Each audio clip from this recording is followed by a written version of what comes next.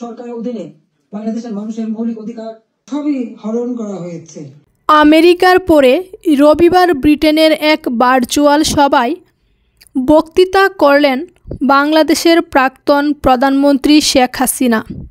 ব্রিটেনে আওয়ামী লীগের সমর্থকেরা সেই সভার আয়োজন করেছিলেন। ভার্চুয়াল মাধ্যমে সেই সভাতেই ভাষণ দিলেন শেখ হাসিনা। বাংলাদেশের বর্তমান পরিস্থিতি, সংখ্যালঘুদের ওপর নিপীড়নের অভিযোগ নিয়ে তিনি আঙ্গুল তুললেন বাংলাদেশের মোহাম্মদ ইউনূসের নেতৃত্বাধীন অন্তর্বর্তী সরকারের দিকে। শেখ হাসিনা এও দাবি করেছেন তিনি কাউকে খুন করেননি। যারা এখন খুন করছেন তাদের বিচার একদিন হবেই বলে মন্তব্য করেন মুজিবুর কন্যা। এরপরই প্রশ্ন উঠেছে, অজ্ঞাতবাস কাটিয়ে তবে কি ধীরে ধীরে আবার রাজনীতিতে সক্রিয় হচ্ছেন শেখ হাসিনা?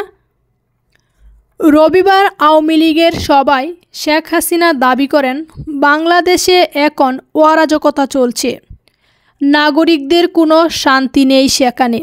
তার কথায়, গড়ে শান্তিতে ঘুমানোর উপায় নেই, চুরি ডাকাতি হচ্ছে, যে কোনো সময় তদন্ত হতে পারে।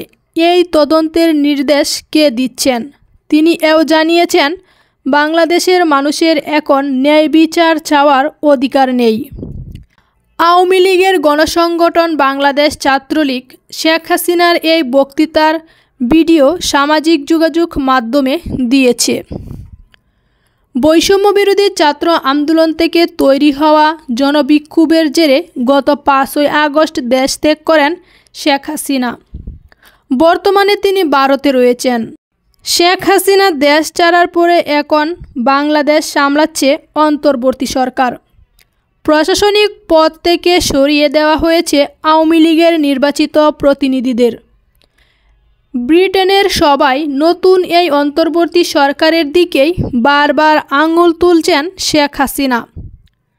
তার কথায়, নির্বাচিত প্রতিনিধিদের সরিয়ে দেওয়া হয়েছে, তারা মানুষের পাশে দাঁড়াতেন, অথচ এখন বন্যা জ্বর গেল কিন্তু তারপরে কেউ মানুষের পাশে দাঁড়ায়নি। আজ জনপ্রতিনিধিরা থাকলে মানুষের পাশে দাঁড়াতেন। গত আগস্ট মাস থেকে বাংলাদেশে আওয়ামী লীগ নেতাকর্মীদের ওপর হেনস্থা নির্যাতনের অভিযোগ উঠেছে। শেখ হাসিনা দাবি করেছেন সরকারি কর্মীদের এই হেনস্থা বন্ধ করতে মিথ্যা মামলা থেকে রেহাই দিতে হবে, কাজে ফেরাতে হবে। শেখ হাসিনা আরও দাবি করেছেন জনবিক্ষোভের সময় তিনি শক্তি প্রয়োগ করেননি, যদি তা করতেন তাহলে বহু মানুষের প্রাণ যেত। তার কথায়, আমি শক্তি প্রয়োগ করলে লাশ পড়ত, আমি চাইনি মানুষের প্রাণ যাক। পুলিশ রাবার বুলেট ব্যবহার করেছে। এরপরই নোবেলজয়ী ইউনূসের দিকে আঙ্গুল তুলেছেন তিনি। তার কথায়, ইউনূস মাস্টারমাইন্ড খুনি, ফ্যাসিবাদী স্বৈরাচারী। আবু সাঈদের হত্যার জন্য এই মাস্টারমাইন্ডরাই দায়ী। তারা চেয়েছিলেন লাশ পেল, তাহলে সরকার পড়ে যাবে। সংখ্যালঘুদের বাড়িঘর লুট করা হয়েছে, মন্দির গির্জা ধ্বংস করা হয়েছে।